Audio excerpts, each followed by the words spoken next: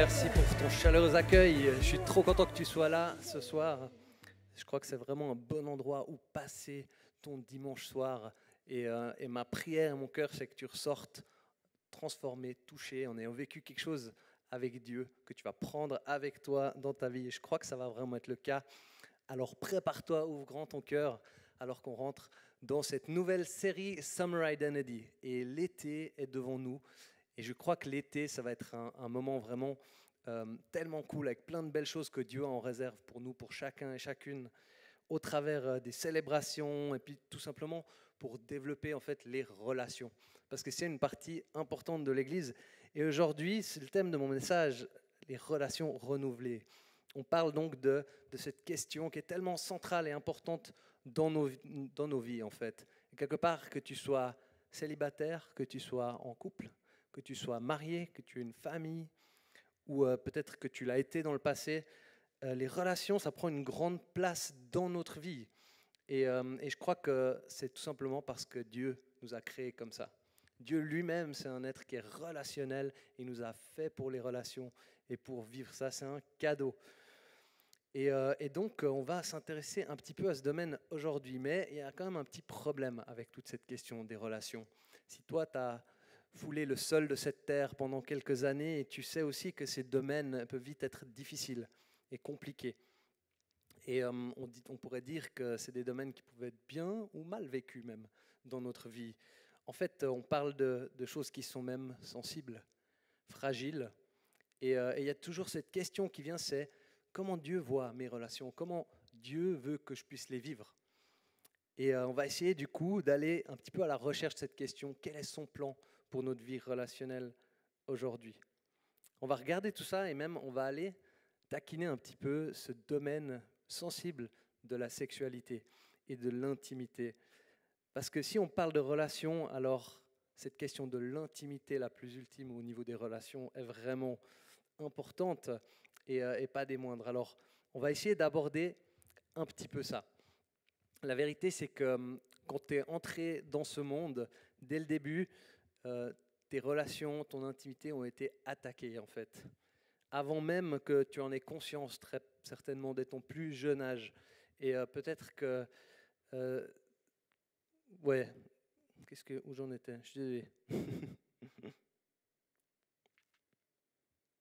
Ouais, c'est des domaines où on ne devrait pas être touché si jeune, on devrait être protégé. Mais la vérité, c'est que souvent, on ne part pas gagnant, en fait. Je te donne un exemple de ça, c'est la première fois que j'ai vu de la pornographie, j'avais 8 ans. C'est pas normal. Et comment tu veux lutter avec ça quand tu as 8 ans? Tu n'es juste pas équipé pour. Tu peux rien faire de ça. Et pourtant, ça te change et ça te transforme et ça t'impacte dans tes relations. Et d'autres choses peuvent t'impacter dans ta jeunesse. Ça peut être des abus subis. Ça peut être un message tout simplement qui est bombardé par la société. Ça peut être la manière que notre famille dans laquelle on est né vit les relations. Ça va venir impacter nos relations et notre sexualité. Et donc, ce n'est pas une mince affaire. Et on peut se poser cette question, mais comment honorer Dieu avec ce domaine? Quel est son plan? Comment le vivre? Que ce soit en tant que célibataire, en couple, dans le mariage, une fois qu'il y a des enfants, et après le mariage. C'est une grosse question. Et aujourd'hui, on va essayer d'aller chercher des pistes, des clés, mais on va aussi aller démentir des mythes parce qu'il y a une réponse à cette question. Il y a de l'espoir et il y a vraiment des belles choses à vivre dans ce domaine. Alors, est-ce que tu es prêt à te lancer en moi dans cette question ce soir? Tu es là? Ouais, cool, génial. Parce que c'est un sujet chaud, hein, vraiment. Alors, je vais commencer par faire un petit tour de un ou deux enjeux au niveau des relations et de la sexualité pour notre société. Le premier, le plus évident, c'est la pornographie. C'est un sujet dont on ne parle pas tant que ça, et pourtant, c'est consommé à un tel taux que les chiffres sont impressionnants. En fait, c'est un business qui rapporte tellement de fric et qui touche tellement de personnes. Et il y a un super site qui parle en fait des effets négatifs de la pornographie, s'appelle Fight the New Drug. Et si toi, ça t'intéresse un peu cette question, c'est vraiment un beau site. Elodie me dit aussi que leur page Instagram est très belle. Et en fait, là, tu vas trouver plein de vérités sur ce thème que tu n'entends jamais et qu'on a vraiment besoin d'entendre, en fait. Alors, je suis allé chercher quelques grandes lignes, quelques infos. Si tu veux en savoir plus, il va falloir y aller toi-même. Mais la première info qu'il nous donne, c'est que la pornographie, ça peut être très difficile à arrêter, tout simplement. Donc, c'est quelque chose qui est comme une drogue, qui est extrêmement addictif. Et donc, par nature, on sait que là, il y a déjà un problème. Le deuxième truc, c'est que la pornographie impacte négativement l'amour et l'intimité. Et elle fait ça en blessant notre partenaire, en nuisant à notre vie sexuelle. C'est quelque chose qui normalise l'objectification aussi, alors qu'on parle de quelque chose qui concerne des personnes, des relations. Et puis, ça vient aussi impacter la santé mentale, et très souvent, il y a un lien même avec la solitude. Et enfin, le troisième élément qui nous montre les effets négatifs de la pornographie, c'est que l'industrie de la pornographie alimente le trafic sexuel. Et ça, c'est pas rien du tout. Et avec ça, il y a toute la question de l'abus qui peut venir. Ok, ça c'était déjà un des tableaux qui montre à quel point l'enjeu il est grand. Une autre question, le concubinage. Parlons un petit peu du concubinage. En fait, les statistiques montrent que le degré de satisfaction et de confiance avec le partenaire est beaucoup plus grand dans le cadre du mariage. Et la plupart des gens pensent que vivre ensemble avant le mariage, c'est une manière en fait de mieux réussir après dans le mariage. Mais les statistiques, elles montrent en fait l'inverse, que pour les couples qui vivent ensemble avant le mariage, ils ont plus de difficultés à suivre et plus de risques de divorce. La vérité, c'est qu'il y a un avantage dans la première année, ce qui fait tout à fait du sens, parce qu'il y a peut-être moins de nouveautés, mais au niveau de l'engagement, il y a quelque chose d'autre, peut-être qui cloche. Pour les concubins, 4 sur 10 mettent en avant les finances et le côté pratique comme une motivation de leur engagement et un facteur important pour leur décision, alors que chez les couples mariés, c'est seulement 1 sur 10 qui met ces aspects-là en avant. Donc on voit qu'il y a une différence dans la motivation, en fait, même si pour les deux, ça reste l'amour et la relation, bien sûr, qui est le premier moteur de tout ça. Et Dieu dans tout ça. Quelle est sa perspective? Quel est son plan, son programme pour nos relations? Jésus, en fait, nous donne un cadre très clair pour cette question. Alors, je vous propose, c'est qu'on aille un petit peu regarder ensemble quel est ce cadre avec quelques passages. Et malheureusement, on ne pourra pas tout voir parce qu'il y a trop à dire, mais on a des jolis morceaux déjà à aborder. Et j'ai malheureusement un petit problème avec les références. Est-ce qu'on les a? Ouais, on les a à l'écran, c'est parfait. Donc Matthieu 19, 3 à 6 nous dit ceci. Les pharisiens l'abordèrent et pour lui tendre un piège, ils lui dirent « Est-il permis à un homme de divorcer de sa femme pour n'importe quel motif ?» Il répondit « N'avez-vous pas lu que le Créateur au commencement a fait l'homme et la femme et qu'il a dit « C'est pourquoi l'homme quittera son père et sa mère et s'attachera à sa femme et les deux ne feront qu'un. Ainsi, ils ne sont plus deux mais ne font qu'un. Que l'homme ne sépare donc pas ce que Dieu a uni. » Et là, on voit du coup que les pharisiens qui viennent pour piéger Jésus, comme d'hab, Jésus remonte jusqu'à la Genèse et redonne le cadre, en fait, pour les relations de couple, pour le mariage. Et c'est intéressant parce que souvent, en fait, on a tendance à dire les gens qui ont un standard un peu trop élevé dans la sainteté, à leur attribuer un peu la religiosité, l'esprit pharisien. En fait, c'est plutôt l'inverse si tu regardes l'exemple de Jésus, parce que les pharisiens, ils viennent plutôt diluer en fait les standards de Dieu. Puis Jésus, il les rappelle, il les ramène clairement. Donc c'est pas un problème d'avoir des standards élevés de sainteté en fait. C'est un problème, c'est la manière de les appliquer aux autres peut-être, et puis d'être honnête avec soi-même sur où on se situe par rapport à tout ça. On a ensuite un autre verset dans Matthieu encore, c'est donc dans le Sermon sur la montagne, celui-ci. Il nous dit, vous avez appris qu'il a été dit, tu ne commettras pas d'adultère. Mais moi, je vous dis, tout homme qui regarde une femme pour la convoiter a déjà commis un adultère avec elle dans son cœur. Si ton œil droit te pousse à mal agir, arrache-le et jette-le loin de toi, car il vaut mieux pour toi subir la perte d'un seul de tes membres que de voir ton corps entier jeté en enfer.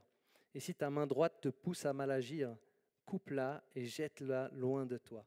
Car il vaut mieux pour toi subir la perte d'un seul de tes membres que de voir ton corps entier jeté en enfer. Et là, on voit que le standard de Jésus, il est en fait extrêmement élevé. Il ne touche pas juste aux actions, mais il va vraiment jusque dans le monde intérieur, des désirs, des pensées, de ce qu'il y a dans le cœur. Et là, on se rend compte qu'on a tous échoué au standard de Jésus. Et puis la suite, là, sur ce truc arrache ton œil et ton bras, tout ça, bien sûr, c'est pas à se prendre au sens propre, parce que certains l'ont fait dans le passé, malheureusement. Et puis Jésus, il aurait une équipe de disciples complètement estropiés qui le suivraient, mais ça montre la radicalité de l'enjeu autour de cette question-là. Ok, le verset suivant, petit passage suivant, c'est... Ouais, je ne sais pas ce qui s'est passé avec mes notes, malheureusement, mais je vais lire à l'écran du coup. Il a été dit que celui qui renvoie sa femme lui donne une lettre de divorce, mais moi je vous dis, celui qui renvoie sa femme, sauf pour cause d'infidélité, donc c'est moi qui ai rajouté la parenthèse, pornéa, l'expose à devenir adultère, et celui qui épouse une femme divorcée commet un adultère. Et là on voit qu'il y a cette clause d'exception en fait pour le divorce, mais que Jésus vient vraiment amener un standard élevé aussi sur cette question. On continue sur le verset le prochain, dans Marc, qui nous dit « En effet, c'est de l'intérieur, c'est du cœur des hommes que sortent les mauvaises pensées, les adultères, l'immoralité sexuelle, donc là j'ai remis pornéa, tu vas voir pourquoi après, les meurtres, les vols, la soif de posséder, les méchancetés, la fraude, la débauche, le regard envieux, la calomnie, l'orgueil, la folie. Toutes ces choses mauvaises sortent du dedans et rendent l'homme impur. Waouh! Et là, on voit vraiment que le standard de Jésus, il est élevé, en fait, pour nous vis-à-vis de ces questions. Donc, il nous rappelle ce cadre du mariage entre un homme et une femme dans la Genèse. Il reconnaît ce mariage et il dénonce aussi l'immoralité sexuelle, là que tu as vu dans ce dernier verset, qui est en grec, le terme qui est utilisé, c'est le mot pornéa. D'ailleurs, c'est la racine en fait du terme pornographie. Et ce terme pornéa, en fait, il regroupait toute activité sexuelle, toute pratique sexuelle qui n'était pas dans ce cadre du mariage. Donc tu peux tout mettre dedans. Hein, ce bon vieux mot de la fornication, qui est en réalité le fait d'avoir des relations sexuelles avant d'être marié, par exemple, mais absolument toutes les formes qui ne sont pas entre un homme et une femme dans le cadre du mariage, bah, ça tombe sous le coup de cette expression de l'immoralité sexuelle. Et donc on est mal. On est mal parce que le standard de Jésus, il est hyper élevé et il n'y en a pas un seul de nous qui arrivons à le vivre pleinement. Ni moi, ni toi. On a tous foiré à un moment donné. Donc que tu sois croyant, non-croyant, célibataire, marié, ta sexualité, tes relations ont été touchées par la chute. Et on comprend donc que si le péché envahit toute la création, il a aussi touché nos relations et notre intimité à chacun. Et donc, on a besoin de Dieu pour avancer sur cette question. Avant d'aller plus loin, j'amène encore une petite question épineuse parce que je pense que c'est important d'aborder ces questions. Puis il y a cette question d'en fait, en tant que croyant, te mettre avec un non-croyant. Et il y a souvent beaucoup d'idées assez curieuses sur le sujet parce que si tu te renseignes un petit peu sur le message biblique, en tout cas là-dessus, il n'y a pas de débat. Il y a plein de sujets où il y a des débats. Les théologiens, ils ne sont pas d'accord et ils se mettent d'accord. Mais en fait, celui-ci, il est vraiment assez clair. Et je te dis ça avec bien clairement en tête le fait que je n'existerais pas si ma mère avait appliqué soigneusement ce principe-là, puisqu'elle s'est mise avec mon père alors qu'il n'était pas croyant. Et puis, elle a eu la chance que mon père se convertisse aussi par la suite. Et puis moi, j'ai eu la chance de naître. Mais ça ne veut pas dire qu'elle avait raison de faire ça. Ça veut juste dire que Dieu est vraiment plein de grâce et qu'il est capable de prendre nos mauvaises actions et des fois d'en faire quelque chose de bien. Tout comme dans l'histoire de Joseph, où il tourne les mauvaises actions des frères en quelque chose de bien. Et si toi, tu te poses la question, si tu es concerné par rapport à tout ça, j'ai envie de te proposer juste 2 réflexions, 2 pensées. La première, c'est, comment est-ce que tu vas prier avec ton conjoint? Parce que ça va être un enjeu majeur de se retrouver seul avec ça, peut-être seul à prier pour des enfants un jour. Et l'autre question, c'est, ou peut-être l'observation, c'est tout simplement que ça va être difficile de vivre avec quelqu'un qui ne reconnaît pas la personne la plus ultime et la plus importante dans ta vie, Dieu. Si Dieu est vraiment ton premier amour, ça va être difficile de vivre avec quelqu'un qui ne reconnaît même pas l'existence de cette personne. Et donc, tout ce que je te raconte là, ce n'est pas mes standards, ok? Parce que mes standards, en fait, ils sont nuls. C'est les standards de Jésus. Les miens n'arrivent pas du tout à sa cheville. Et je ne suis pas du tout en train, du coup, de t'accuser aujourd'hui parce que je suis dans le même problème que toi. J'ai ce même enjeu que les standards de Jésus sont trop élevés pour moi. Ils sont puissants, mais il y a quelque chose en moi qui résiste à ces standards. Il y a quelque chose qui n'arrive pas à les vivre. Et ça, c'est la chair. Alors, j'ai envie de te proposer aujourd'hui une image de la sexualité comme un feu. Et en fait, tu verras que c'est une bonne image parce que la sexualité, c'est un peu comme un feu, quelque chose de puissant, de mystérieux, de passionnant, mais qui est captivant comme ça, mais qui a aussi un effet de destruction potentielle assez énorme, hein. Et puis, le feu, ben, c'est bien qu'il soit dans la cheminée. Alors, je ne sais pas si on peut voir la première petite vidéo, s'il te plaît. Avec le son, c'est encore mieux.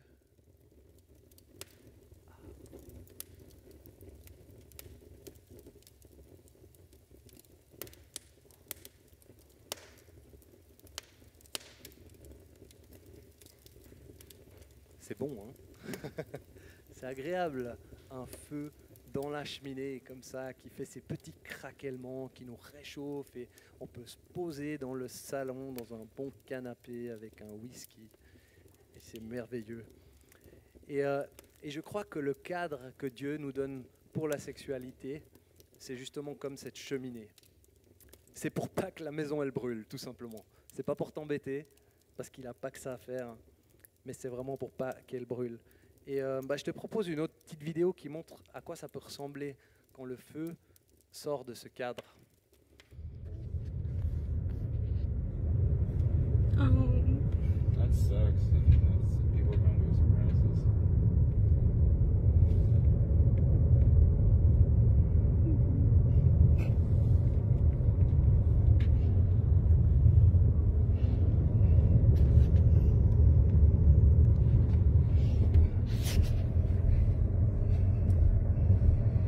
Heavenly Father, please help us. Please help us to be safe. I'm thankful for Jeremy and his willingness to be brave.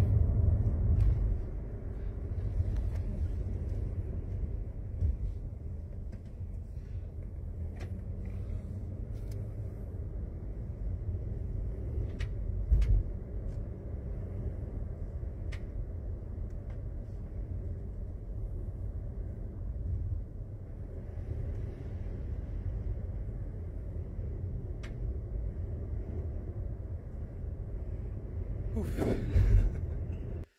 Une petite prière n'est pas de trop dans ces circonstances.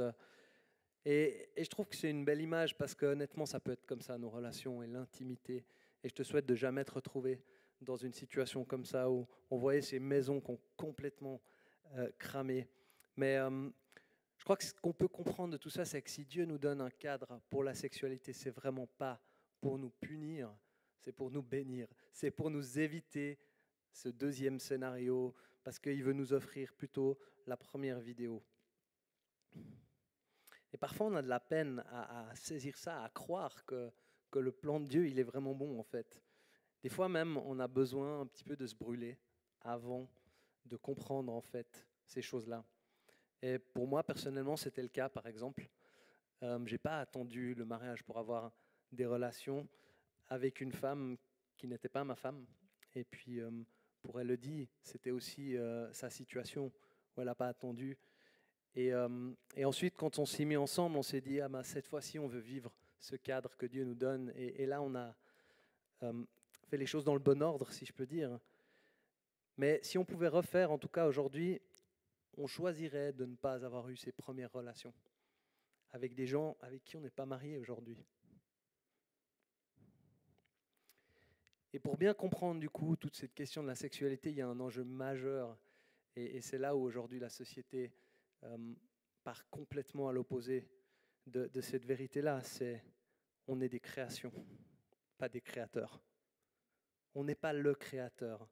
Tu lis dans ce premier verset qu'on a regardé, Dieu a créé l'homme et la femme. Et cette idée que tu peux juste être ce que tu décides de faire, c'est tellement absurde. Ça ne prend pas du tout en compte le fait que tu es une création et pas le créateur. La vérité, c'est que ce n'est pas toi qui te définis. Tu peux choisir comment tu vis, mais c'est Dieu qui te définit. Et quelle est la différence entre un homme et une femme ? En réalité, il y a plus de similitudes entre un homme et une femme que de différences, mais les différences sont aussi bien significatives. Et aujourd'hui, tu peux faire toutes les transformations que tu veux en jouant au créateur, mais tu n'arriveras jamais à ce que tu recherches. Ce sera toujours quelque chose d'artificiel, de jamais assez bon. Et malheureusement, aujourd'hui, on nous véhicule constamment ces messages en permanence que tu peux juste être ce que tu veux et décider ça. Et c'est proclamé haut et fort partout aux couleurs de l'arc-en-ciel. Mais est-ce qu'on réfléchit juste 2 secondes à ce qu'on est en train de proposer aux gens ? Ce qu'on leur offre, c'est un mensonge, une fausse liberté, basée sur un autre mensonge qui est que notre vie intérieure et notre enveloppe corporelle sont complètement distinctes et dissociables. Il y a un article récemment qui est sorti de la RTS et il montre en fait que de plus en plus de personnes détransitionnent aujourd'hui après avoir vécu une transition de genre parce qu'elles n'ont pas trouvé la satisfaction qu'on leur avait tant promis. Et la triste réalité de ça, c'est que tu ne peux pas détransitionner sans séquelles. Il y a des changements qui ne peuvent pas être défaits. Certaines chirurgies, certaines prises d'hormones.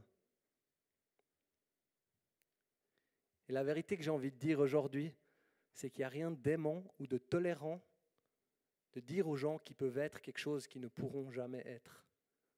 Et si toi aujourd'hui tu te poses ces questions, je te dis ça avec tout l'amour que j'ai pour toi aujourd'hui, parce que je ne souhaite pas te tromper.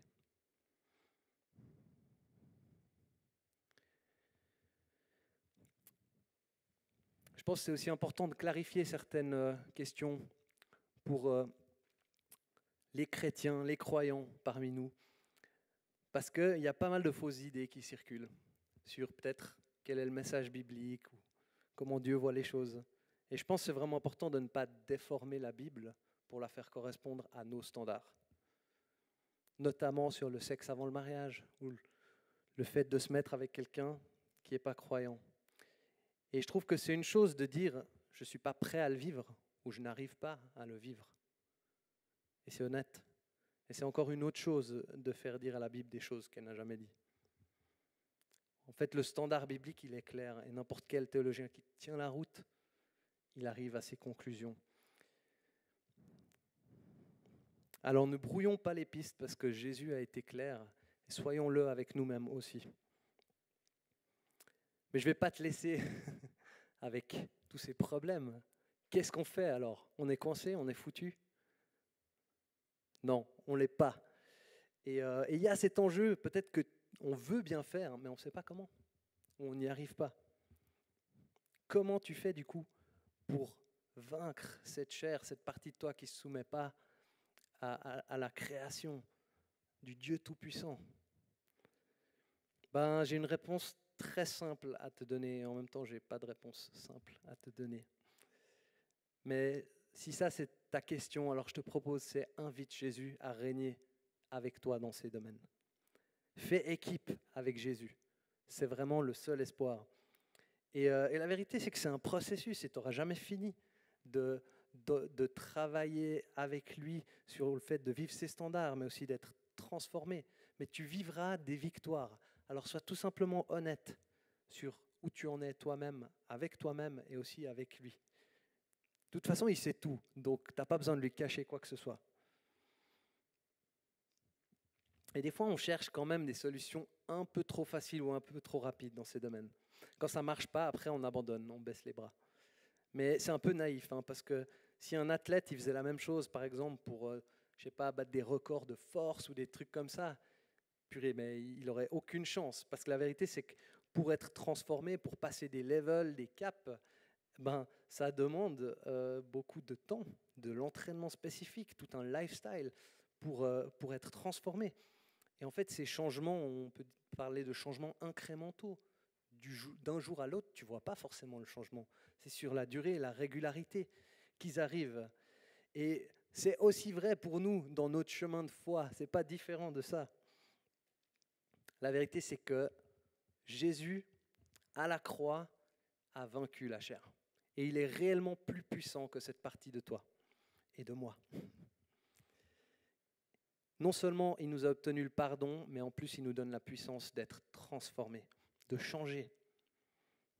Et la condition, c'est tout simplement d'être prêt à le suivre. Alors à quoi ressemble ce lifestyle qui petit à petit te permet d'être vainqueur sur ces parties de toi et d'entrer dans une nouvelle réalité pour vivre les standards divins? Je te propose 2 petits versets par rapport à ça. Le premier, c'est dans Galates, qui nous donne une clé. Il dit « Celui qui sème pour satisfaire sa nature propre récoltera d'elle la ruine. Mais celui qui sème pour l'esprit récoltera de l'esprit la vie éternelle. » Et un petit deuxième pour la route, donc 2 Corinthiens, dit « Sachez-le, celui qui sème peu moissonnera peu, et celui qui sème abondamment moissonnera abondamment. » Il y a cette histoire des 2 loups qui se battent, un bon, un méchant, et cette question, lequel va l'emporter sur l'autre? La réponse est simple, c'est celui que tu nourris. Et c'est vrai aussi pour ta vie spirituelle. Alors, sème pour l'esprit et tu récolteras du fruit de l'esprit. Des fois, on sème très peu et pourtant, on s'attend à une grande récolte. C'est important qu'on vienne aligner notre manière de semer avec ce qu'on attend comme récolte. Et la discipline spirituelle, ça prend une place hyper importante dans tout ça. Alors, je te propose une petite liste d'idées. Ce n'est pas une liste que tu vas réussir à pas rentrer chez toi et dire « Voilà, je vais placer ça, tac, dans ma semaine, chaque semaine. » Enfin, si tu y arrives, vas-y, quoi, parce que bravo. Mais le but, c'est que ce soit une inspiration et que tu puisses au moins chercher à grandir dans un de ces domaines aujourd'hui. La lecture régulière de la Bible. Méditer ses paroles et ses vérités, se nourrir d'enseignements dans la foi, une vie de louange, peut-être la prière régulière, mais aussi cette question du jeûne, avoir des bonnes influences dans notre vie, une famille spirituelle avec un connect group, des amitiés, une communauté spirituelle, comme ici dans des célébrations, établir des habitudes intentionnelles, vivre de la redevabilité, du coaching, du mentoring ou encore de la relation d'aide. Grandir dans cette vie du Saint-Esprit et de cette relation, cette intimité avec Dieu pour en arriver à haïr le péché et à souhaiter, désirer la sainteté. Voilà des pistes concrètes de manière que tu peux semer à l'esprit. Et encore, pour avancer, j'ai envie de te donner 2 principes qui sont hyper importants. On va les appeler la grâce et la transformation.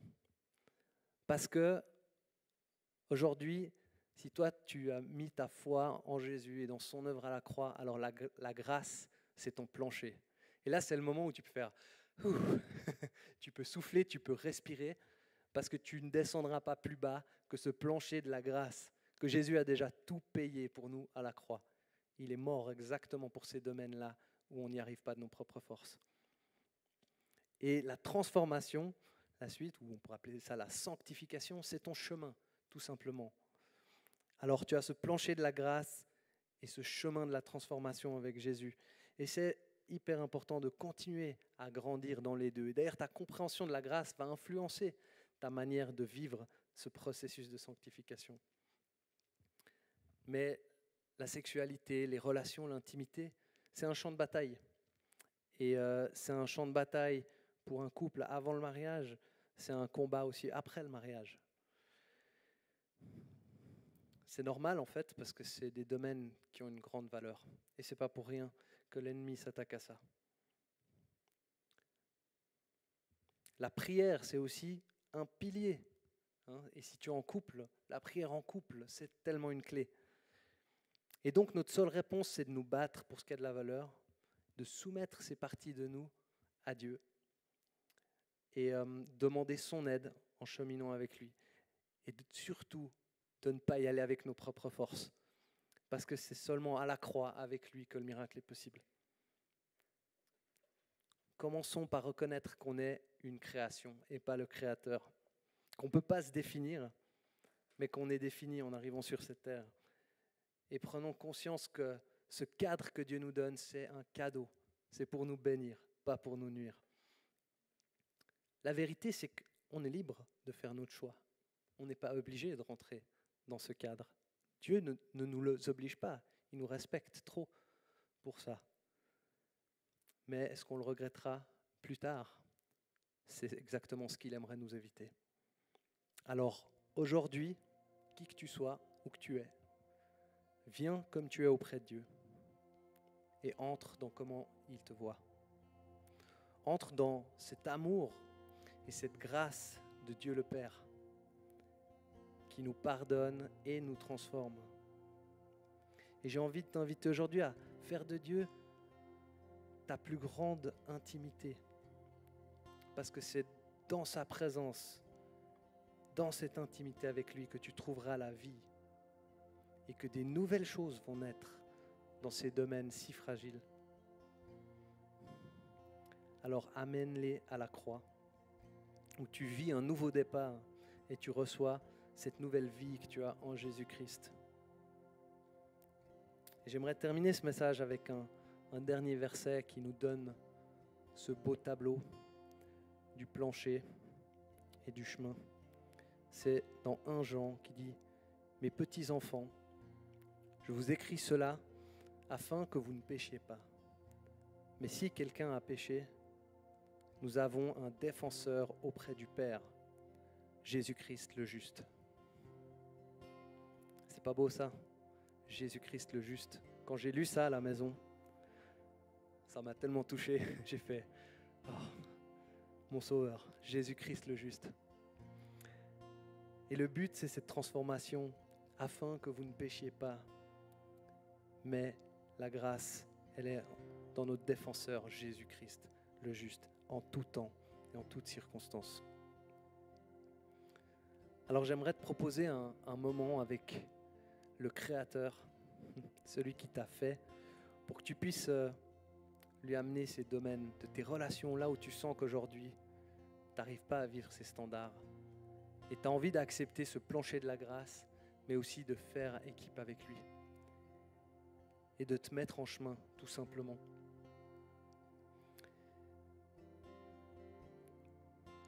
Invite le Saint-Esprit dans ce moment, viens à la croix de Jésus, parce que sans lui, on est foutu. Je prie un coup pour toi, pour nous, et je te laisse avec Jésus-Christ le juste. Seigneur, merci pour ta parole, merci pour tes standards qui sont bons et justes et merveilleux. Et que quand tu les as établis, il n'y avait aucune malice à notre rencontre, mais tout simplement de la bienveillance, l'envie de nous protéger, l'envie de nous bénir et de nous faire du bien. Et je te demande pardon, là on a tellement de la peine à comprendre ça souvent. Et moi le premier, Seigneur. Et aujourd'hui on veut dire merci Seigneur, que tu as tout payé à la croix pour nous. Tu as payé le prix ultime pour pardonner nos péchés et toutes les parties de nous qui ne correspondent pas à ta manière de les avoir souhaités.